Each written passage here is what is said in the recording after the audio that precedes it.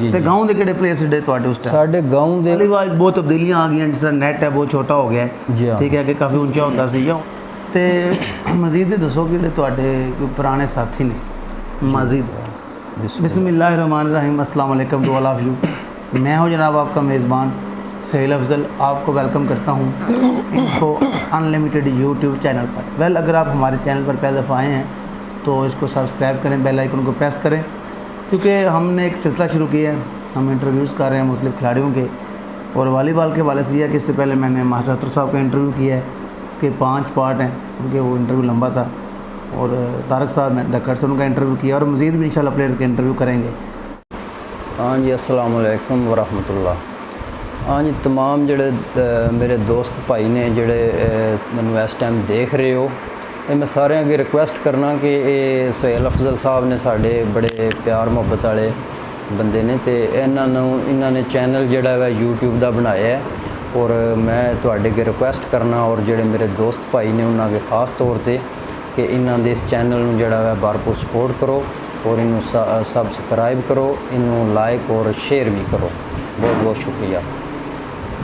तो आज मेरे साथ जो शख्सियत मौजूद हैं, दौरे माजी के बहुत ही शानदार खिलाड़ी हैं, किसी तारीफ के मोहताज नहीं हैं, मौलवी रऊफ मेहर साहब फ्राम लवाना। तो हम इनके साथ बातचीत का आगाज़ करते हैं।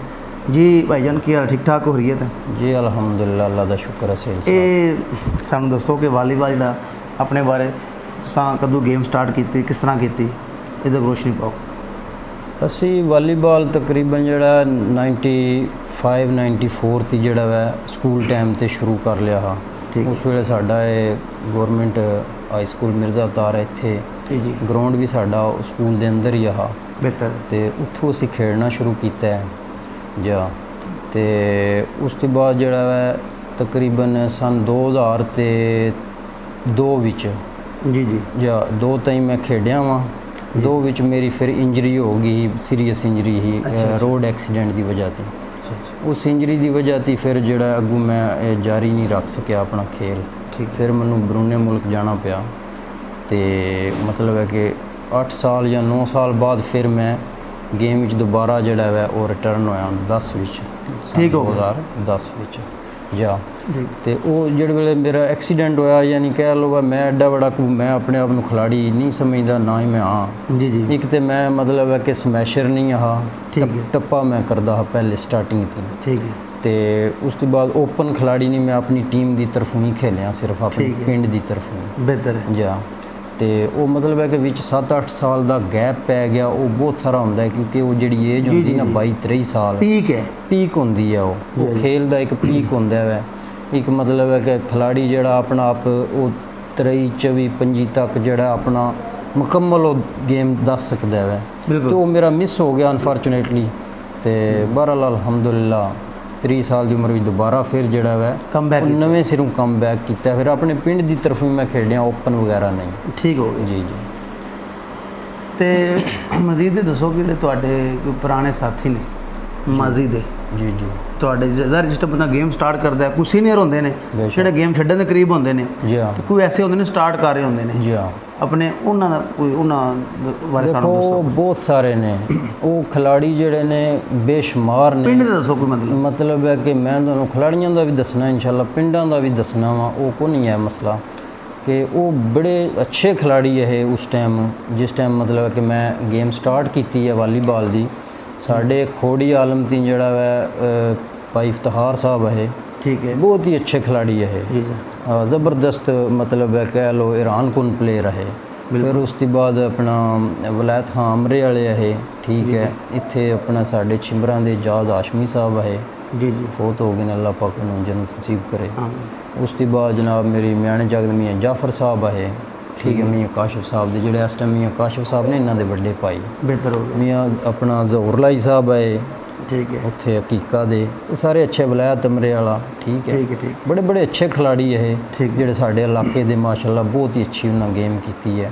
और उस वेले खेल आह भी अच्छा ठीक हो गया होने की बनस्बत बेहतर हो गया जी। गाँव के किहड़े प्लेयर जिहड़े तुहाडे उस टाइम? साडे गाँव के उस टाइम जिहड़ा है अपना सजाद साईं सजाद के नाम की मशहूर, ठीक है, अपना मेरा छोटा भाई इरफान है, ਕਜ਼ਨ ਹੈ ਮੇਰਾ, ਚਾਚਾਜ਼ਾਦ ਭਾਈ ਹੈ। ਠੀਕ ਹੈ ਠੀਕ। ਜਾਂ ਉਹ ਅਸੀਂ ਇਹ ਤਕਰੀਬਨ ਸਾਰੇ ਅਸੀਂ ਇਕੱਠੇ ਖੇਡਦੇ ਰਹੇ। ਮੀਆਂ ਸ਼ਬੀਰ ਸਾਹਿਬ ਆਏ ਜਾਂ ਹੋਰ ਵੀ ਕਾਫੀ ਖਿਲਾੜੀ ਹੈ ਜਿਹੜਾ ਮਤਲਬ ਪਠਾਣੇ ਹਾਂ ਬਿਹਤਰ ਹੋ ਗਿਆ।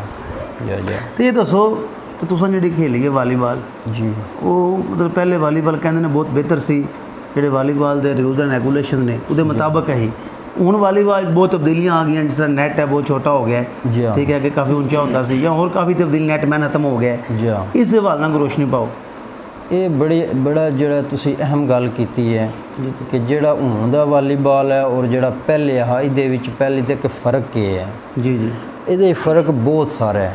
ਠੀਕ ਹੋ ਗਿਆ। ਪਹਿਲੇ ਵਾਲਾ ਵਾਲੀਬਾਲ ਹੈ ਜਿਹੜਾ ਉਹ ਬਹੁਤ ਬਿਹਤਰ ਰਹਾ ਹੁਣ ਦੇ ਵਾਲੀਬਾਲ ਨਾਲੋਂ, ਠੀਕ ਹੈ। ਬਹੁਤ ਹੀ ਬਿਹਤਰ ਰਹਾ, ਯਾਨੀ ਜਿਤਨਾ ਆਖੀਏ ਥੋੜਾ ਹੈ। ਜੀ ਜੀ ਬਹੁਤ ਬਿਹਤਰ ਰਹਾ ਹੁਣ ਦਾ ਵਾਲੀਬਾਲ ਵਿੱਚ ਤੇ ਉਸ ਵਿੱਚ ਬਹੁਤ ਫਰਕ ਹੈ।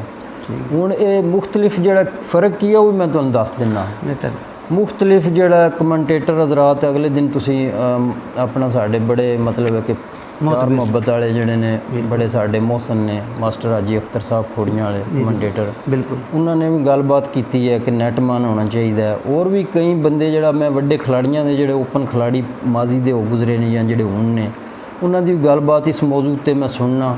ਕੋਈ ਕਹਿੰਦਾ ਜਨਾਬ ਨੈਟਮੈਨ ਲਾਜ਼ਮੀ ਕਰੋ ਤੇ ਗੇਮ ਵਿੱਚ ਵਾਪਸੀ ਹੋ ਜਾਏਗੀ, ਗੇਮ ਬਿਹਤਰ ਹੋ ਜਾਏਗੀ ਸ਼ੂਟਿੰਗ ਵਾਲੀਬਾਲ ਦੀ। ਠੀਕ। ਕੋਈ ਕਹਿੰਦਾ ਹੈ ਕਿ ਮਤਲਬ ਹੈ ਕਿ ਮੁਖਤਲਿਫ ਜਿਹੜਾ ਆਪਣੇ ਉਹ ਸੋਲੂਸ਼ਨ ਦੱਸਦੇ ਨੇ, ਰਾਏ ਦਿੰਦੇ ਨੇ, ਰਾਏ ਆਪਣੀ ਦਿੰਦੇ ਨੇ ਕਿ ਸਰਵਿਸ ਬਾਹਰੋਂ ਹੋਵੇ, ਨੈਟਮੈਨ ਲਾਜ਼ਮੀ ਖਲਵਾਵੋ, ਜਾਂ ਹੋਰ ਵੀ ਮਤਲਬ ਹੈ ਕਾਫੀ ਸਾਰੀਆਂ ਚੀਜ਼ਾਂ ਜਿਹੜੀਆਂ ਮੇਰੇ ਜ਼ਿਹਨ ਵਿੱਚ ਇਸ ਟਾਈਮ ਨਹੀਂ ਆ ਰਹੀਆਂ, ਉਹ ਦੱਸਦੇ ਨੇ। ਠੀਕ ਹੈ। ਲੇਕਿਨ ਹਾਈਟ ਜਿਹੜੀ ਹੈ ਨਾ, ਬੁਨਿਆਦੀ ਚੀਜ਼ ਮੈਂ ਤੁਹਾਨੂੰ ਦੱਸਾਂ, ਨੈਟ ਦੀ ਜਿਹੜੀ ਹਾਈਟ ਹੈ, ਜੀ ਜੀ, ਇਹ ਜਦੋਂ ਤੱਕ ਉੱਚਾ ਨੈਟ ਨਹੀਂ ਨਾ ਹੋਣਾ ਉਦੋਂ ਤੱਕ ਕੋਈ ਹੱਲ ਨਹੀਂ ਹੈ। ਠੀਕ। ਨਟ ਉੱਚਾ ਹੋਣਾ ਹੈ, ਮਤਲਬ ਹੁਣ ਇਸ ਟਾਈਮ ਨਟ ਹੈ 6 ਫੁੱਟ ਤੇ ਤਕਰੀਬਨ 2 ਜਾਂ 3 ਇੰਚ ਤੇ। ਜੀ ਜੀ। ਨਟ ਅਗਰ ਜਿਹੜਾ ਵਾ ਉਹ 7 ਫੁੱਟ ਤੇ ਮਤਲਬ ਹੈ ਕੋਈ 7.5 ਫੁੱਟ ਜਾਂ 7.25 ਫੁੱਟ ਤਾਈਂ ਵੀ ਹੋ ਜਾਏ ਨਾ, ਜੀ ਜੀ, ਤੇ ਨਟ ਹੀ ਫਿਰ ਖਲੋ ਸਕਦਾ ਹੈ। ਇਤਨੀ ਹਾਈਟ ਉੱਤੇ ਨਟਮੈਨ ਖਲੋ ਨਹੀਂ ਸਕਦਾ ਹੈ, ਉਹਦੇ ਬਾਲ ਲੱਗ ਜਾਂਦੀ ਹੈ। ਪਹਿਲੀ ਗੱਲ ਨਟਮੈਨ ਦੇ ਬਾਲ ਲੱਗਣ ਦਾ ਖਦਸ਼ਾ ਹੁੰਦਾ ਹੈ। ਜੀ ਜੀ। ਉਹ ਨਟ ਬਹੁਤ ਜ਼ਿਆਦਾ ਨੀਵੇਂ ਹੈ।